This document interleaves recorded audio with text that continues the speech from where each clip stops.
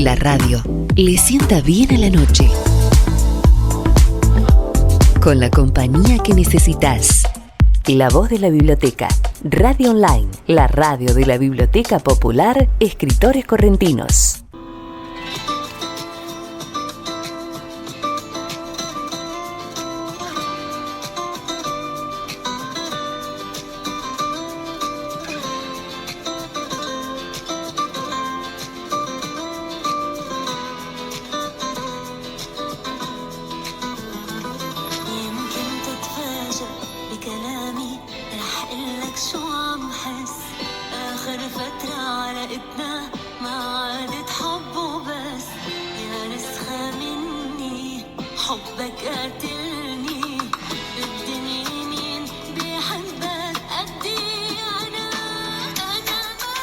Buenas noches, queridos amigos de este ciclo que se denomina Entre Cedros y Café.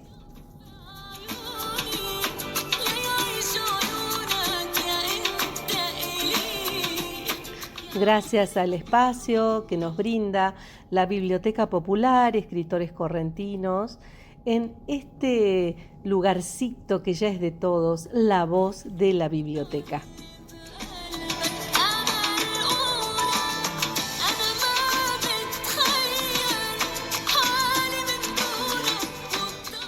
Soy Laila Daiter y los espero aquí para contar sus historias de inmigrantes.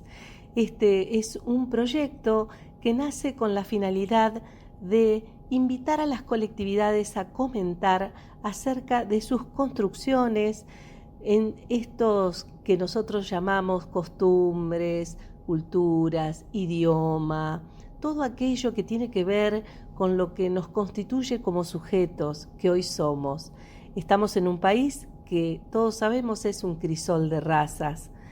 Y entonces se nos ocurrió desde la colectividad libanesa tender una mano como un puente en este programa Entre Cedros y Café para contar esas historias de inmigración, esas historias que marcaron nuestras raíces, que nos han dejado nuestros antepasados, esas huellas que están en cada uno de nosotros. Es por eso que hoy vamos a compartir una de ellas que tiene que ver con la colectividad libanesa. Estoy hablando de José Seguí. De la mano de Amalia Aucar vamos a escuchar esta entrevista. Hola Laila, hola queridos oyentes, ¿cómo están? Acá nos encontramos con José Seguí, expresidente del Consejo Latino. José es de Uruguay. ¿Cómo estás, José? ¿Cómo te va? Hola, buenas tardes a todos, ¿cómo andan? Un gusto estar aquí en este programa. José, contanos, vos fuiste presidente del Consejo Latino de la Unión, ¿verdad? De la Unión Libanesa. Sí, así es, del año 2020 hasta el 2022 fui presidente del Consejo Latino de la Unión Libanesa Cultural Mundial y bueno, en noviembre del año pasado en República Dominicana dejamos el cargo después de haber hecho unas cuantas actividades en bien de la comunidad latina. José, te pregunto, porque justo tu apellido es Seguí, ¿por dónde viene tu descendencia libanesa? Sí, mira, mi descendencia viene por parte de mi abuelo que nació en Batrún y bueno, se vino a principios del siglo XX para Uruguay. El apellido de él es Busajín y bueno, al llegar al puerto de Montevideo en esa época venían con pasaporte turco y bueno, aquí se lo cambiaron el apellido y le pusieron Seguí, así que bueno, este apellido nada que ver con el libanés, pero bueno, nuestro apellido del Líbano es Busajín, así que bueno, somos de Batrún y bueno, llevamos acá en Uruguay ya mi abuelo más de 100 años por aquí, por Uruguay. Y te consulto, ¿cómo fue criarse en una familia de descendientes libaneses? ¿Qué recuerdos tenés? ¿Qué te contaba tu abuelo?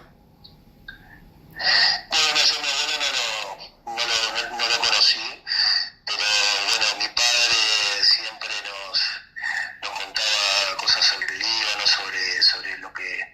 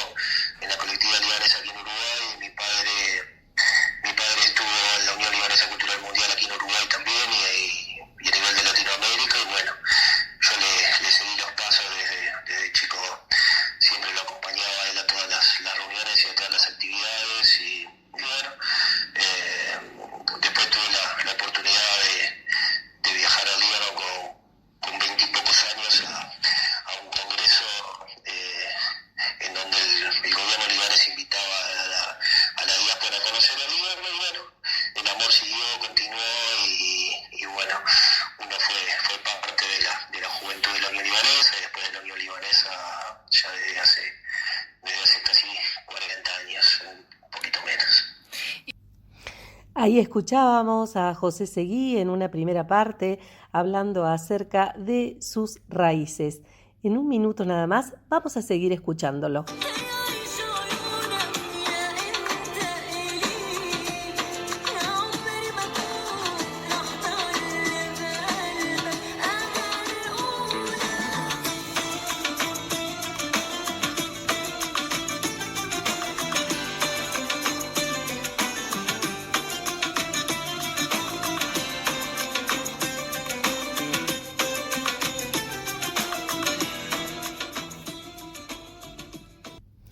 Seguimos escuchando esta valiosa entrevista de Amalia Aucar con José Seguí. ¿Y en qué año te fuiste por primera vez al Líbano? Bueno, al Líbano fui en 1999. Era un congreso que hacía el gobierno libanés. Vendría a ser como el antecesor ahora de Cat Revolution. Invitaban a jóvenes de cada uno de los países de la diáspora y bueno, de Uruguay fuimos 4 en ese momento, junto con jóvenes de Argentina, de Colombia, Chile, bueno, de muchos países de Latinoamérica y del mundo. En mi caso estuve cerca de un mes y bueno, fue un viaje fantástico, hermoso. ¿Qué sentiste cuando por primera vez pisaste la tierra de tu familia, de tus abuelos? ¿Qué sensación tuviste? Sí, fue una emoción enorme, tremenda. Y de ahí lo que escuché, lo que me decía mi padre y mis tías sobre el Líbano, y bueno, vivirlo ahí es una emoción que no tiene, que no se puede contar. Y bueno, ahora lo vivió mi hija, que hace unos días vino de Líbano, del encuentro de Revolution 2023, y bueno, y sintió lo mismo que yo, así que un poquito como que se hereda, ¿no? De generación en generación.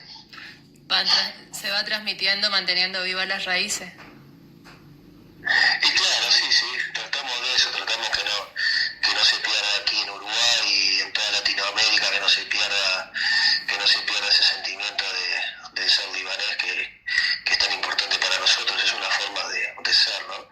Nosotros somos aquí en Latinoamérica, son todas instituciones con más de 100 años, ¿no? Y bueno, ese amor no se ha perdido porque ha sido transmitido de generación en generación, así que bueno, eso es un poco lo que mantenemos nosotros aquí en Uruguay y en toda Latinoamérica. José, ¿y ellos cuando llegaron a Argentina, tu abuelo, a qué se dedicaron? Porque viste que generalmente era ramos generales, que la mayoría de los libaneses cuando vinieron siempre es una actividad que se fue repitiendo entre los paisanos. Sí, claro, mi abuelo llegó aquí en Uruguay y se afincó cerca de un barrio del centro de aquí de la capital, y fue comerciante, tuvieron comercio. Mi padre después también tuvo fábrica de pastas y tuvo restaurantes, y bueno, siempre se fue ganando la vida así en el rubro comercial, que más o menos era lo que la mayoría de los libaneses hacían. Bueno, José, la verdad, muchísimas gracias. Un gusto haber sabido y conocido un poco sobre tu familia, sobre vos, así que muchísimas gracias. Y Laila, continuamos con el programa. No, que el honor es mío, la verdad que muchas gracias por invitarme a este programa, y bueno, un saludo a toda la colectividad ahí en Argentina. Muchísimas gracias, José, muchísimas gracias.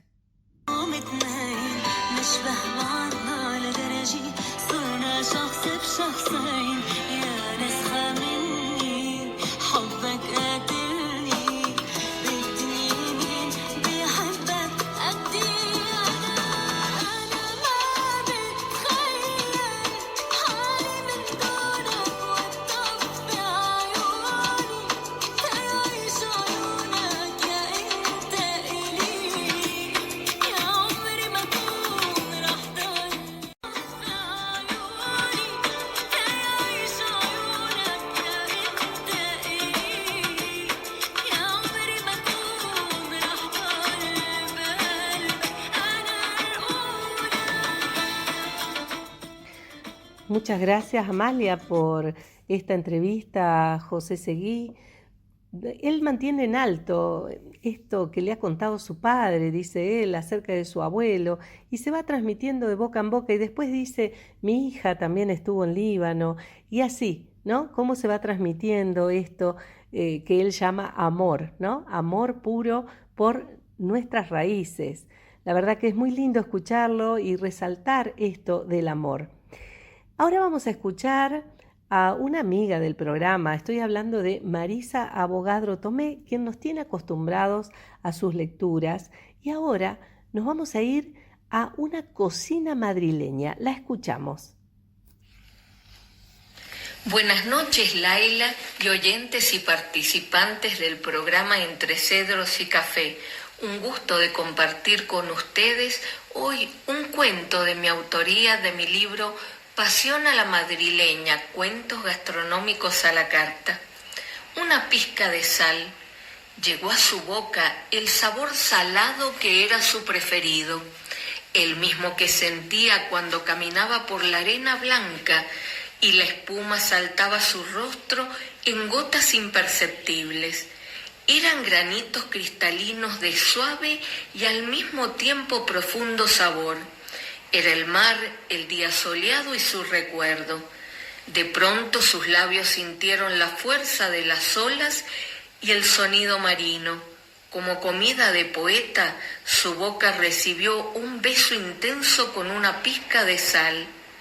Era algo más que recuerdos. Buenas noches a todos. Con este sabor a sal, esta pizquita de sal, nos vamos a un pequeño corte.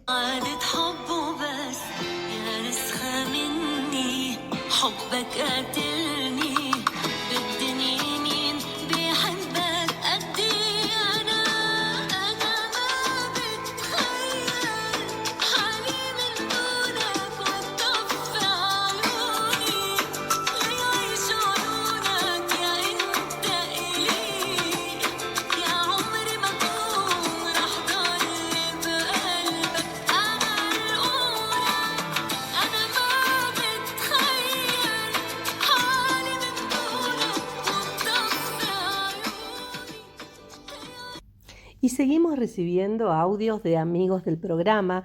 En este caso viene de la mano de la colectividad alemana. Estoy hablando de Sonia Krum, quien nos envía cápsulas de salud, así la llama ella, y vamos a escuchar esto que ella ha escuchado y ha vivido de sus ancestros alemanes. Quiero contarte cómo mis abuelos y mis padres hacían para aliviarnos de la tos, de la congestión en los pulmones y de las flemas tan molestas que teníamos en el invierno. Bueno, un tratamiento muy común era la cataplasma de lino. Bueno, sí, hoy tenemos bolsitas que compramos rellenas con lino y que calentamos en el microondas, pero le estoy hablando de algo bastante más precario que la bolsita de lino. En mi casa tomaban media taza más o menos de semillas de lino o un poquito más, dependiendo del tamaño del paciente, y ponían esas semillas de lino en un sartén o en una cacerolita con un poquito de agua hasta que al calentarlo se hacía una pasta pegajosa porque la linaza suelta esa especie de baba que tiene. Entonces, cuando esto estaba bien caliente y ya más sólido el pegamento del lino, se colocaba toda esa mezcla muy rápidamente sobre un lienzo muy finito, se lo extendía y se preparaban dos de estos tratamientos, de estas cataplasmas. Una se colocaba en la espalda y otra en el pecho de la persona que se iba a tratar. Y encima se ponía o un toallón o un chal o una bufanda rodeando todo el torso para impedir que eso se enfríe rápidamente. La cataplasma se dejaba por lo menos 1 hora, incluso más, y era realmente muy efectivo para descongestionar. A esto lo complementaban con un té de cebolla. En algunos casos lo hervían y lo dejaban toda la noche reposando y había que tomarlo durante el día de a traguitos. En otros casos lo hervían y lo combinaban con miel y limón. Y también algo muy usual era que nos dejaban una cebolla cortada por la mitad sobre la mesa de luz y eso abría las vías respiratorias, decía mi abuela. Así que, bueno, de alguna manera nos las ingeniábamos sin el nebulizador y todo lo demás. Por supuesto que 2x3 ligábamos una inhalación con eucaliptus medicinal. Ponían directamente la olla en el calentador, nos envolvían con una toalla la cabeza y había que aspirar el olor del eucaliptus, que realmente hacía muy buen efecto en las vías respiratorias sobrecargadas. Bueno, será hasta la próxima.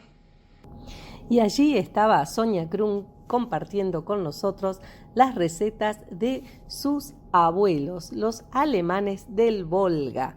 Qué lindo que es escucharla y tenemos muchísimas recetas más para curar así nuestro cuerpo naturalmente. Ya volvemos.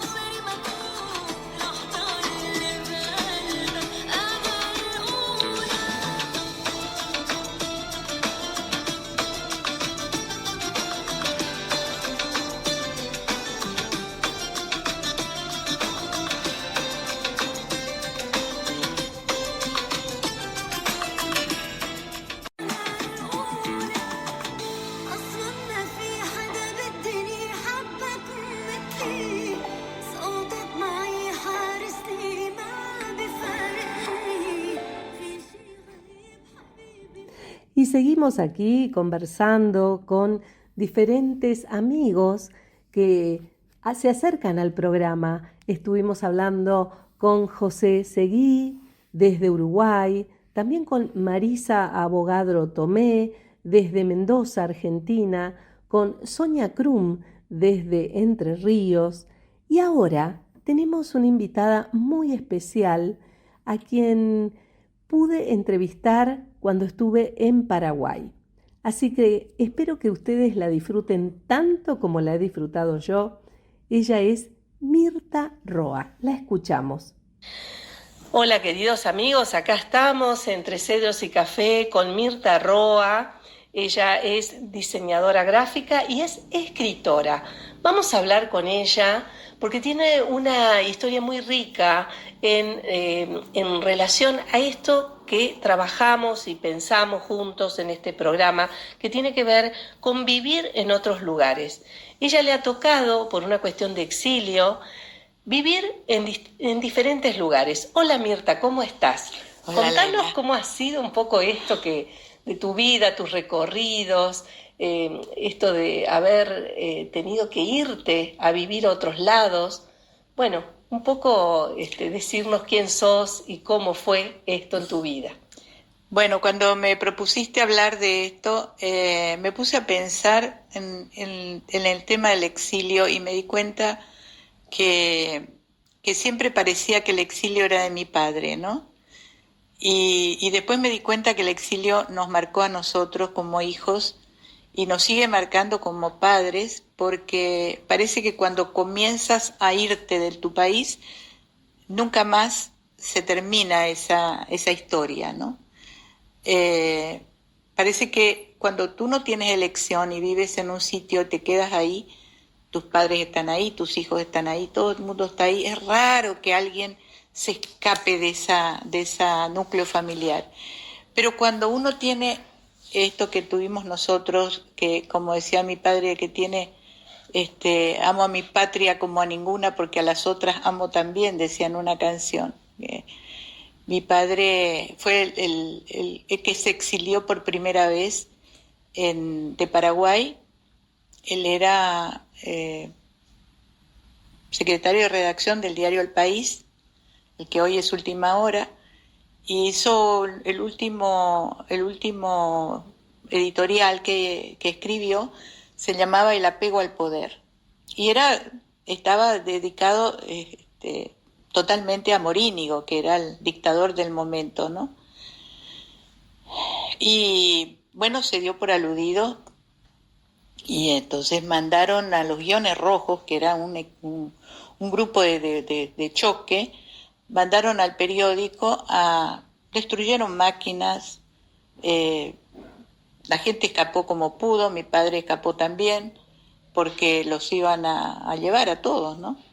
Algunos los agarraron, otros pudieron escapar, mi padre se escapó y después estuvo asilado en la embajada de Brasil. Lo fue a buscar el embajador de Brasil a la casa donde estaba guardado, y claro, con el embajador ahí no pudieron hacer nada, lo buscaban vivo o muerto. Eso es una escena que a mí me quedó grabada en la mente, a pesar de que yo era muy pequeña, yo era un bebé, tenía 1 año y poco más, pero me lo han contado de una forma tan vívida, no solo a mi madre, sino también los parientes que estaban ahí, que estaban apostados en la vereda con armas, y no pudieron hacer nada porque fue el embajador a buscarlo, ¿no? Y bueno, estuvo en la embajada hasta que le dieron el salvoconducto y se fue a Buenos Aires. Y mi madre y yo nos fuimos a Yegros, que es una localidad cerca de acá de Asunción, en esa época con el tren, que duraba bastante tiempo en llegar, y ahí nos quedamos hasta que mi padre nos pudo llevar a Buenos Aires. Y yo, como te digo, tenía 1 año y medio por ahí cuando nos fuimos, o sea que yo de Paraguay tengo pocos recuerdos, ¿no? Mirta, estamos hablando de Augusto Roa Bastos, para aquellos que escuchan, que bueno, ella está contando, ¿no?, acerca de esta situación de no tener elección, dice, y de que buscaban a su padre vivo o muerto. Y ella nos dice, yo era una bebé de 1 año, me lo han contado tan nítidamente, pero lo has vivido, más allá de que te lo hayan contado. Vos has estado ahí. Claro, lo que pasa es que esa angustia y esa desazón que sienten los padres te la transmiten, de alguna manera uno lo siente, ¿no? Ahora sé que uno puede sentir eso cuando es un niño, esa soledad, ese no tener al papá, eso que me ha tocado vivir muchas veces, porque siempre había unas lejanías con mi padre, ¿no? Por alguna razón o por otra la había. De hecho, que mi padre fue corresponsal de guerra, no durante la guerra, sino una vez terminada la guerra, lo contrataron en la BBC de Londres para contar los estragos de la guerra. Y él estuvo dando conferencias en Alemania, en Francia, en Estados Unidos, en Gran Bretaña, y era muy joven él, y en esa época mi madre estaba, cuando sucedió eso, mi madre estaba embarazada todavía, o sea que ya desde el principio siempre mi padre estaba y no estaba. Es una relación muy intermitente, muy profunda también, pero intermitente por las contingencias de la vida, ¿no? Cuando yo creía, cuando estaba en Argentina, no me daba cuenta o sea, nosotros sabíamos que éramos paraguayos porque siempre nos lo dijeron, pero mi madre es hija de descendientes de alemanes por su mamá y descendientes de italianos por su papá.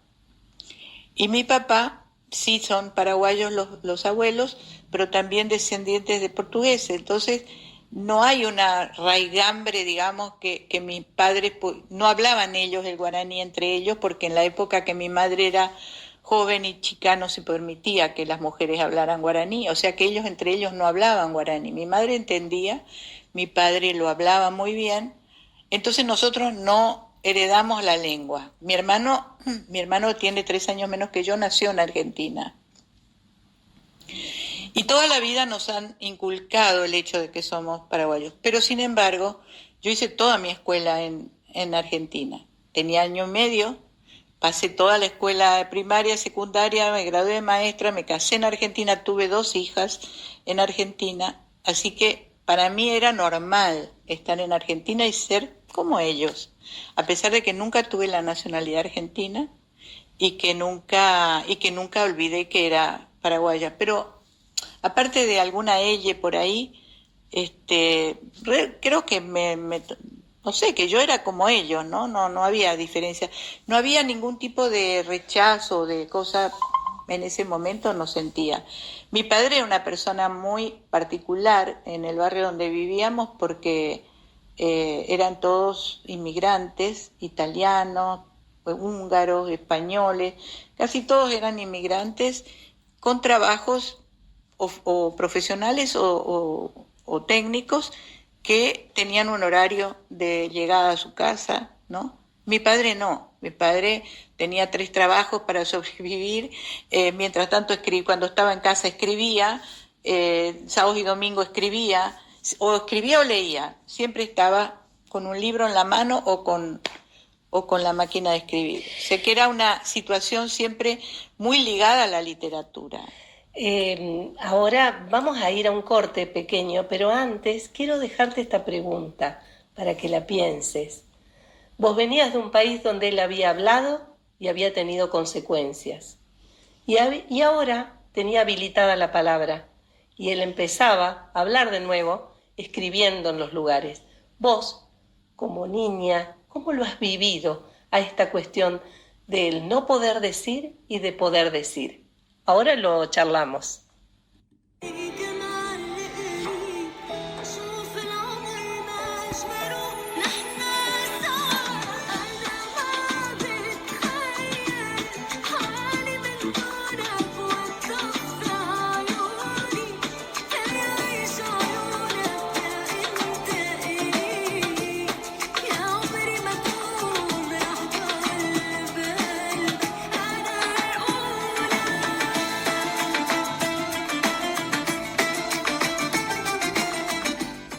Estamos acá, seguimos conversando con Mirta Roa, hablando de este silencio, ¿no?, al que tenía que guardar su padre, porque, bueno, lo buscaban vivo o muerto por algo que él había hablado. Y ahora se encuentra en un país donde puede hablar. ¿Qué sucede en esa mente de niña? Vamos a jugar un poquito en irnos atrás, Mirta, y pensar, bueno, ¿qué pasaba dentro tuyo? Sintiendo en algún modo esa libertad, quizás no tan consciente. Sí, claro, no, yo no era consciente de eso. Era una época de un florecimiento muy grande en la cultura en Argentina. Era la época de los grandes escritores de los años fuertes de la literatura, no solamente argentinos, sino también en general latinoamericanos. Y se hicieron amigos entre ellos, había correspondencia, había cartas. Yo escuchaba esas cosas casi de soslayo porque realmente a los niños no nos incluían en ese tipo de relatos, ¿verdad? Siempre las cosas eran como, no todo se contaba. Esa es la diferencia que yo veo entre la gente que hace música y la que hace literatura. Los que hacen música incluyen a sus hijos, ¿no?, y les enseñan a tocar y tal. Nosotros lo contrario, queríamos tocar la máquina, pero claro, era herramienta de trabajo y si se dañaba, pues no. Ya todo era difícil, ¿no? Comprar las cintas para la máquina, comprar el papel. Yo me acuerdo que mi papá remendaba las hojas que quería corregir, las remendaba, pegaba papelitos encima, escribía a mano, arreglaba, porque era una economía muy fregada en esa época, ¿no? Estamos hablando del año 46, 47, 48. Y él empezaba a escribir en los periódicos, a mandar poesías. Entonces, y trabajó, consiguió después, no sé, realmente el tiempo no lo tengo muy concreto, consiguió un trabajo en una compañía de seguros, donde él hacía la revista de la compañía de seguros. Y me preguntaron, tenía 5 años, iba a la escuela y viste que te preguntan, ¿qué hace tu papá? ¿Qué comiste? Todas esas cosas que preguntan los maestros. Y yo decía, mi papá trabaja en una oficina que hacen cuentos y versos, porque eso era lo que yo conocía de mi papá. Mi papá hacía cuentos y versos, nos leía los cuentos, los versos, las poemas. Y mi papá me dice, me van a echar del trabajo si te escuchan. porque era la época, después conoció, bueno, vamos a ir un poquito más atrás. En el año 53 él lanza su primer libro con Editorial Losada, un libro de cuentos que se llama El trueno entre las hojas, que este año está cumpliendo 70 años de su primera edición. Y ese libro tiene mucho éxito en Argentina. Armando Bo, el productor, director de cine, que en ese momento estaba muy en boga, le gusta la historia y le pide para hacer el guión para esa película. Y debuta mi padre como guionista de película y debuta Isabel Sarli como actriz, ¿no? Los dos como su primera vez.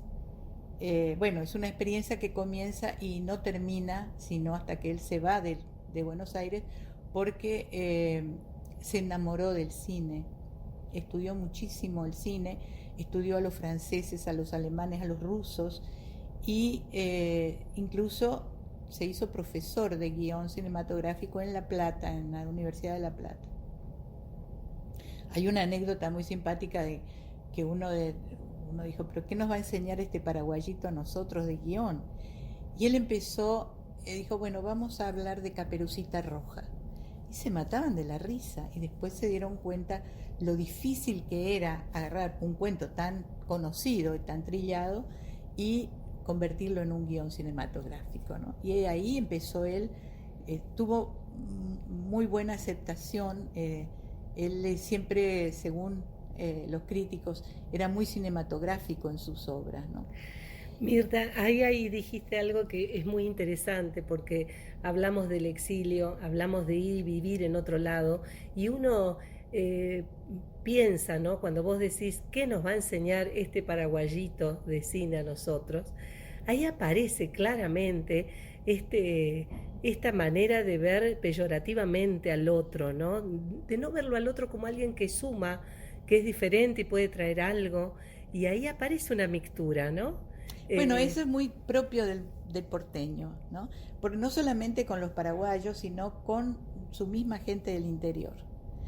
Daniel Moyano y Tomás Eloy Martínez, que eran oriundos del interior, uno de Tucumán y el otro, no me acuerdo si de Entre Ríos, Daniel Moyano, no recuerdo, el que escribió La Lombriz, ellos dicen que aprendieron de Roa a tener su propia voz, porque la gente que venía del interior quería parecerse a los porteños y hablar como ellos, y su literatura era lo que ellos conocían, venían del interior con un bagaje muy particular, muy rico también, ¿no? Y ellos dicen, él nos enseñó a tener nuestra propia voz, a no tratar de parecernos a los porteños, sino a tener nuestra propia identidad. Así que está escrito, ¿no?, por ellos. Es muy interesante eso, porque mi padre, toda su literatura está situada en Paraguay. Él nunca dejó de estar en Paraguay. Él estuvo en Buenos Aires 30 años, pero siempre estuvo en el Paraguay.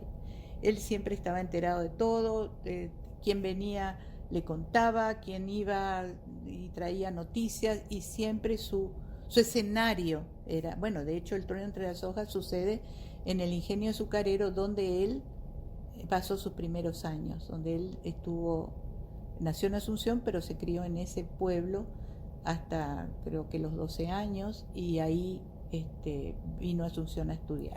Quizás ahí hay un punto interesante en esto que estamos tratando de desenhebrar, qué pasa con el exilio, cuando alguien se tiene que ir, y vos decís, mi padre se situó en Paraguay, él siempre estuvo en Paraguay, no se fue, porque por eso él escribía sobre Paraguay. ¿Qué te pasaba a vos? Como niña, que si bien eras muy chiquita, también escuchabas acerca de tus abuelos, de tu casa, del lugar. ¿Qué pasaba en esas imágenes que te venían en cuanto a lo que te narraban, que te contaban de ese Paraguay que estaba lejos? Y bueno, a nosotros nos hizo mucha falta la familia. Nosotros nos criamos sin tíos y sin abuelos, y me acuerdo que cuando los chicos venían el lunes y contaba, me fui a la casa de mi abuela, me fui a la casa de mi tía, y nosotros nos parecía una cosa rarísima esa, ¿no? Porque nunca teníamos eso, no teníamos parientes. Al final nuestros vecinos eran como nuestra familia, pero a los 10 años, que tú lo mencionaste antes, nos fuimos a ver a mis abuelos con mi mamá y por razones que no van al caso, nos fuimos quedando un poco más y empezaron las clases. Y entonces decidieron que yo me quedara con mis abuelos, empezaran las clases. Y era un colegio, no había cupo ya, estaban todos, ya habían empezado las clases, y entonces me consiguieron en una escuela pública muy pobre. Y ahí yo tuve una experiencia muy interesante porque esa gente hablaba en guaraní, la empleada de mi abuela hablaba en guaraní, y lo poco que yo aprendí, lo aprendí en esa época. Aprendí todas las canciones, todos los himnos, se me grabó para siempre eso, y yo sabía que era un año nada más, que no me iba a quedar, pero evidentemente que eso fue la parte paraguaya más grande que yo tuve, ¿no? Después en Argentina, yo era muy argentina, me gusta el tango, me gusta el lunfardo, me gusta el folclore, o sea, yo, no sé, nunca sentí otro sentimiento adverso por ser paraguaya, al contrario, yo me metí mucho en el alma argentina, ¿no? Vamos a quedarnos con esto que has dicho acerca de ese año aprendí lo que era Paraguay. Es como que Paraguay entró en vos ese año que volviste donde al era Paraguay. consciente, claro. Vamos a ir a un pequeño corte y vamos a seguir conversando sobre cómo nos estructuran, ¿no? De qué manera nos configuramos como sujetos que somos hoy con estas idas y venidas que ha tenido la vida. Gracias, Mirta. Enseguida seguimos. Llega la noche y la radio se transforma en tu mejor compañía. Solo tenés que decirnos qué escuchar. La voz de la biblioteca, Radio Online, la radio de la Biblioteca Popular, Escritores Correntinos. Seguimos hablando acá con Mirta y ella en un momento dijo que la familia eran sus vecinos, que lo que más extrañaba era los tíos, los primos. ¿Qué pasó ese año, Mirta, donde volviste a tu tierra y te volviste a encontrar con ellos? Bueno, prácticamente los conocí en ese momento, ¿verdad? Sí, era una vida diferente. Tenía primos, tenía tíos, tenía abuelos, tenía todo, ¿no? Era no sé, un niño lo vive de una forma muy natural, no se hace tantos cuestionamientos, no lo vive y ya. Te digo, ahí aprendí muchas cosas. Mi padre me escribe nos escribíamos. Yo conservo 2 cartas de esa época. En una me dice que se lamenta mucho de que yo no haya vuelto con mi mamá, pero que se alegra de que yo haya decidido por mi cuenta vivir esa experiencia y aprender el guaraní. Que realmente si lo aprendí en ese momento, igual lamentablemente no lo recuerdo, porque después de un año pasaron muchos años sin guaraní, ¿no?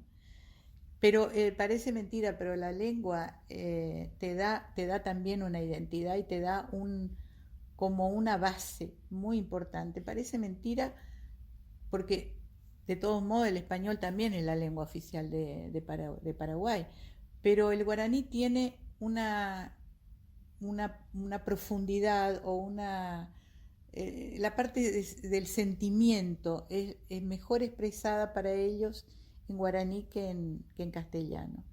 Entonces es como la lengua madre, vamos a decir, que persiste, que pervive, que pasa un fenómeno muy particular en Paraguay, que el colonizador no pudo imponer su lengua, fue el colonizado el que impuso la lengua al conquistador. Inclusive Brasil, después de la guerra de la Triple Alianza, se quedó 6 años en Paraguay, en Asunción, y no impusieron su lengua. Fíjate que la gente sigue hablando guaraní, ¿no? Que es un fenómeno extraño. Es un fenómeno interesante, y pensar que la lengua dicen que es como el color de la piel de uno. Y es el continente, ¿no? Es donde uno Ujú. vive. La lengua es, se la lleva a donde va. Y cuando habrás escuchado por primera vez otra vez el angá, Sí, o esas palabras, ¿no? Porque bueno, de algún modo los correntinos compartimos claro. algunas cosas, yo tampoco sé guaraní, pero sé algunas cositas que cuando estuve en Buenos Aires, igual que me ha pasado, no por un exilio, pero sí tuve que ir, bueno, no existía esa palabra, te miraban como raro en allá los porteños, como diciendo, ¿qué estás diciendo, no? Me imagino que esa nena jugando con los primos allí, recuperando esas Sí. maneras del chaque, el Sí, angá. mis hijas me decían que yo inventaba palabras y ahora se dieron cuenta que son palabras que decía mi mamá y yo repetía, ¿no? Bueno, los argentinos, muchos no saben que San Martín hablaba guaraní y con la tropa hablaban guaraní. Eso parece algo que no saben o no Claro, quieren saber. reconocerlo quizás, Sí, ¿no? Porque bueno, capaz que lo aporteñaron un poco, sí, pero bueno, era correntino, era así que correntino. obviamente. Corrientes era parte de Paraguay antes de la guerra, ¿no? Seguro, sí, sí, sí. Compartimos territorio, Costumbres, sangre, sí, porque hubo muchos baños de sangre. Yo sí, por ahí cuento algunas historias que he escuchado en Corrientes y me dicen, acá pasó lo mismo con las cautivas correntinas, acá eran las cautivas paraguayas.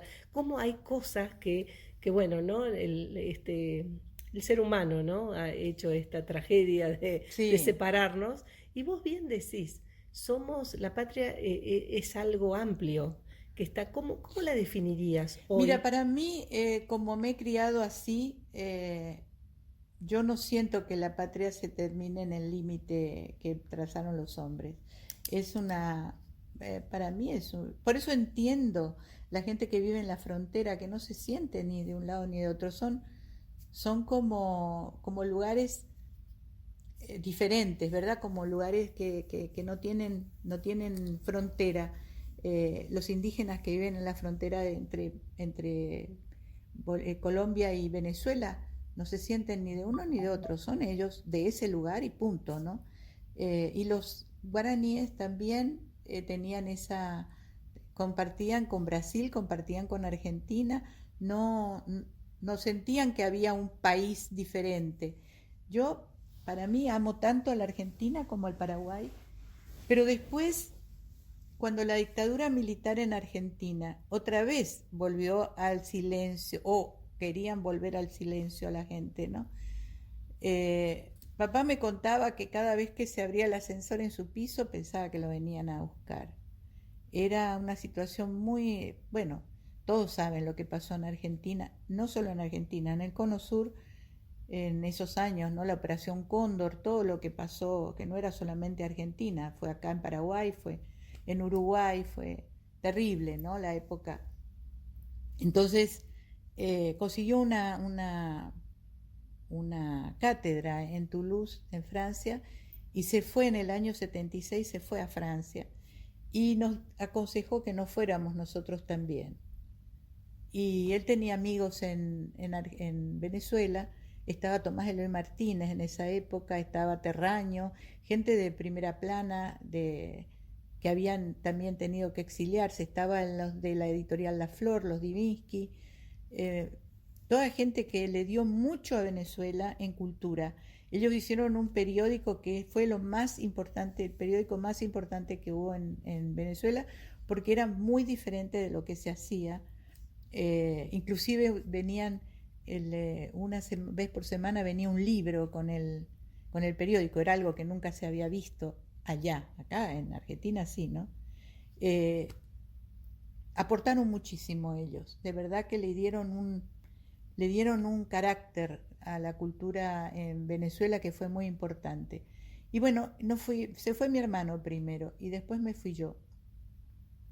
Y vivimos, con eso quiero decir que viví 30 años en Argentina, exactamente 30 años, y 30 años en Venezuela. Y me vine a Paraguay cuando mi papá empezó a enfermar, porque después de Toulouse, ya estuvo en Toulouse un montón de años también, y en el 96 se vino a vivir a Paraguay, quería dedicar sus últimos años a este país, y empezó a enfermar y tal, y empezamos a venir con mi hermano a turnarnos y tal en el 2004, en el 2005 murió él, y mi madre nunca había vuelto a Paraguay, entonces le preguntamos si quería, y claro que quería venir. Y la situación en Venezuela estaba muy tensa, ¿no? En esa época. Entonces mi hermano se vino acá y yo pensé, bueno, ahora por fin yo voy a hacer, nunca, siempre tenía que ponerme en los aeropuertos en la cola de los inmigrantes o de los no nacionales, por fin voy a vivir en un país donde no tengo que hacer ningún trámite de visa ni nada, no voy a ser paraguaya. Y no fue así, porque vine a Paraguay y otra vez yo era extranjera, ¿no? Otra vez tenía que adaptarme. Yo me había acostumbrado en Venezuela, un país que amo muchísimo, profundamente, y que me costó mucho salir de Venezuela. Son los mejores años de mi vida, los pasé en Venezuela, y de verdad que fue una experiencia hermosa, porque cuando nosotros llegamos a Caracas era una ciudad, veníamos de Argentina donde eso no se podía, recuerdo que no se podía pasar por los lugares públicos como la policía, la casa de gobierno, no se podía pasar por la puerta, ¿no? Era una época donde todos teníamos miedo de todo, ¿no? Sí, Andar eso... con un disco de Mercedes Sosa bajo el brazo era ya tan peligro de que te podían llevar presa. Andaba uno con ese miedo, escondiendo sus cosas. Estoy hablando de Joan Manuel Serrat, de Mercedes Sosa, del Chango Rodríguez, gente que, pero ¿por qué, no? Pero era así, se prohibían las canciones, se prohibió Cambalache, era una situación en Argentina bastante fuerte, bastante dura. Y llegamos a Venezuela y era toda una libertad total, la gente decía lo que quería, al presidente le llamaban barriga verde y nada, no pasaba nada. A los presidentes se los llamaba por su nombre, Carlos Andrés, fulano de tal. Y yo decía, acá en Argentina era excelentísimo señor presidente, no sé qué cuánto. Entonces nos cambió la vida, era una alegría total. Habla Mirta que le cambió la vida luego de haber sido atravesada por el miedo en esos años tan fatales que recordamos en nuestro país. Enseguida vamos a continuar conversando con ella.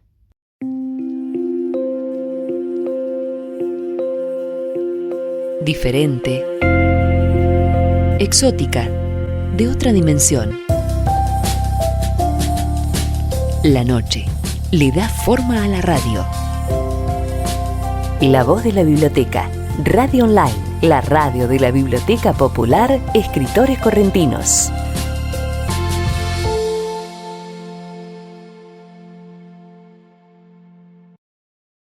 Bueno, seguimos hablando con Mirta, es muy interesante conversar con ella, una persona que ha tenido una vida realmente con muchas idas y venidas, tal como ella la menciona, desde esto de tener que huir porque buscaban a su padre vivo o muerto, ¿no? Ese terror, a pasar por Buenos Aires, luego de vivir un periodo de libertad, pasar por esta etapa también del miedo que la lleva a tener que elegir Venezuela como un lugar de libertad, dice ella.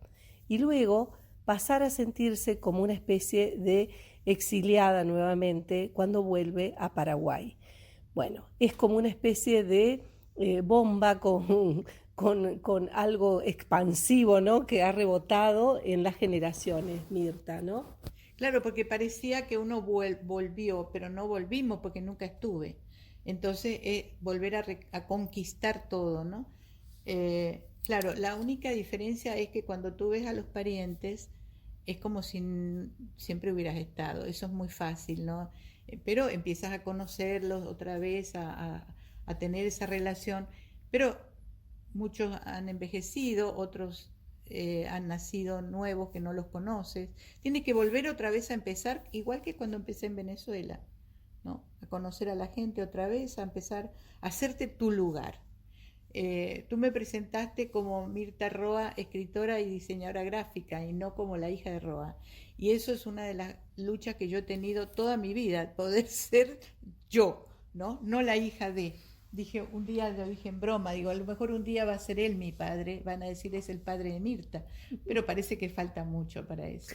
Bueno. Y eso es lo que me ha llevado a empezar tarde a escribir, porque la sombra de un escritor como él es muy fuerte.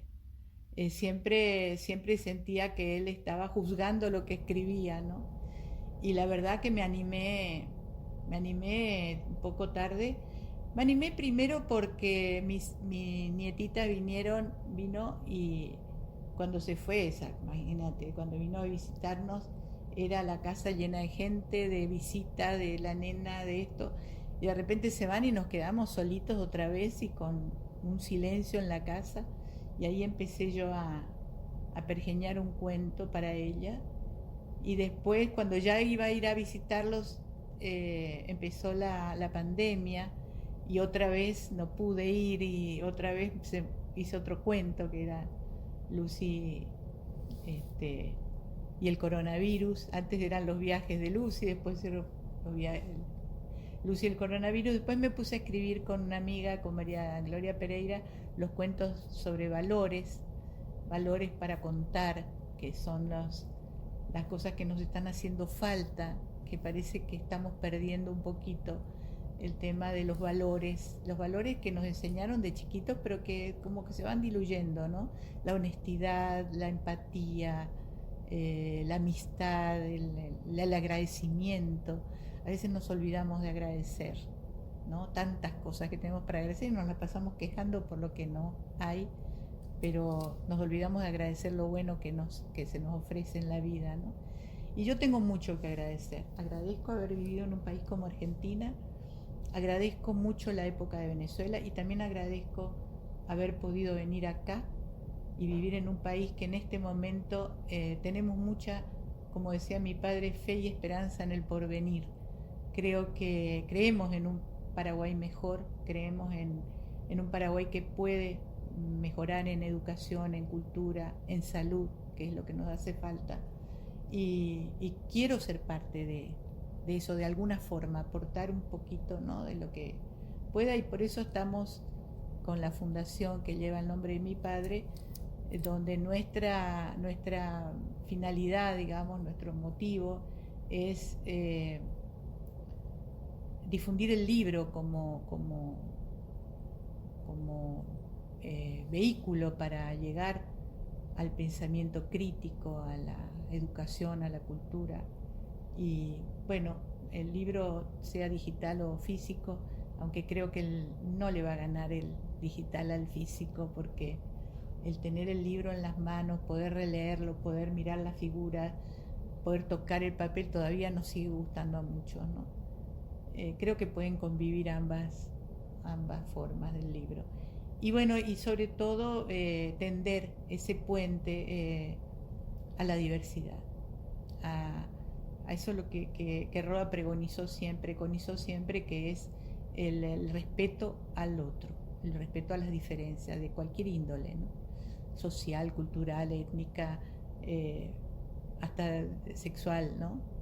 El poder ser amplio e inclusivo, no con el lenguaje ese que han inventado, sino la inclusión verdadera de aceptar al otro como es.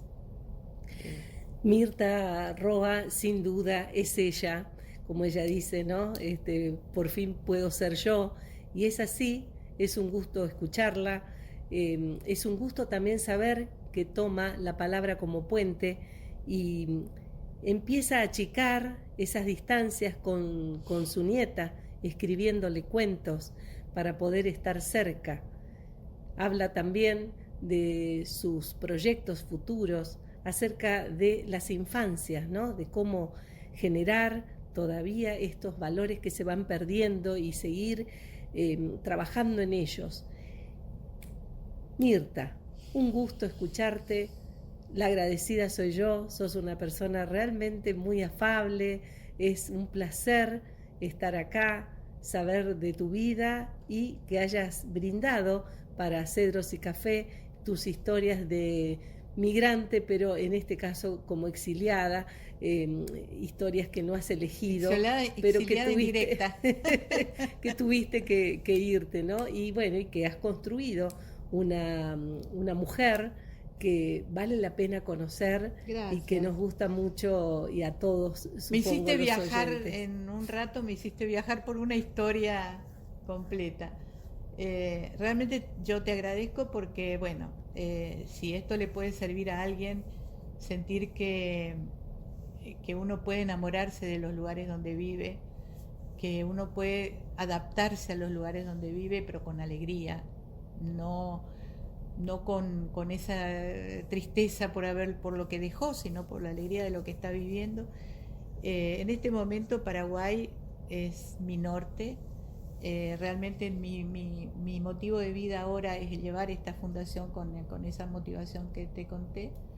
Y bueno, tenemos por suerte amigos de mi padre que fueron los que realmente nos apoyaron para hacer esto y para seguir adelante, ¿no? La herencia que me dejó son sus amigos, y algunos ya no están, pero dejaron la semilla de esta fundación. Muchos de ellos se han ido, lamentablemente, pero bueno, los que quedamos procuramos que esto tenga una proyección en el futuro y que no se termine con nosotros, que quede para el Paraguay, porque mientras tú mantengas en vigencia su palabra, también lo tienes vivo a él, ¿no? Y creo que vale la pena recordarlo porque hay mucho para aprender de Roa. Dice Mirta en su despedida acá que quisiera que esto quede para Paraguay, y yo agregaría que quede para la humanidad, porque así como ella ha sido alguien que ha vivido en distintos lugares y habla de la patria como algo amplio, bueno, también pienso que las letras de Don Augusto y las letras también de Mirta van a quedar para la posteridad, para todos nosotros como humanidad. Muchísimas gracias. Muchas gracias, Laila.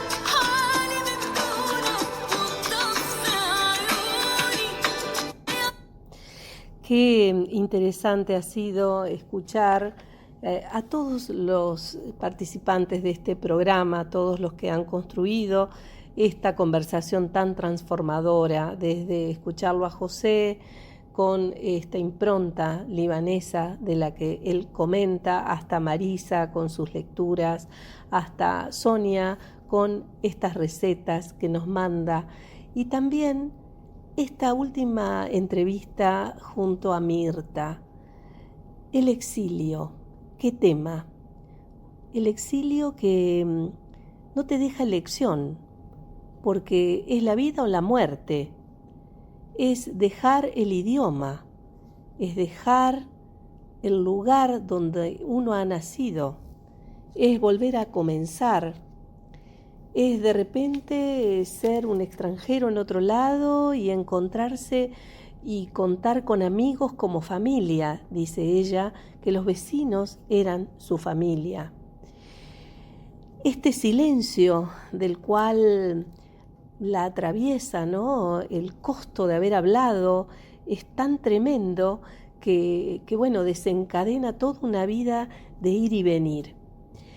El miedo que atravesaba su vida y la de muchos argentinos que lo hemos vivido, y luego esa libertad tan contrastante de la que habla cuando llega a Caracas. Sin duda, la vida del inmigrante tiene estos vericuetos que es necesario hablar una y otra vez y desentrañar entre todos a ver de qué manera se han tejido nuevas tramas. Agradezco muchísimo la atención de todos ustedes y nos vemos la próxima. Hasta pronto.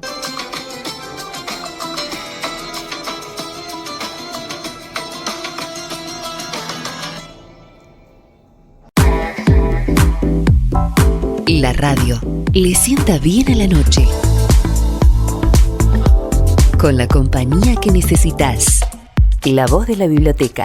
Radio Online, la radio de la Biblioteca Popular Escritores Correntinos.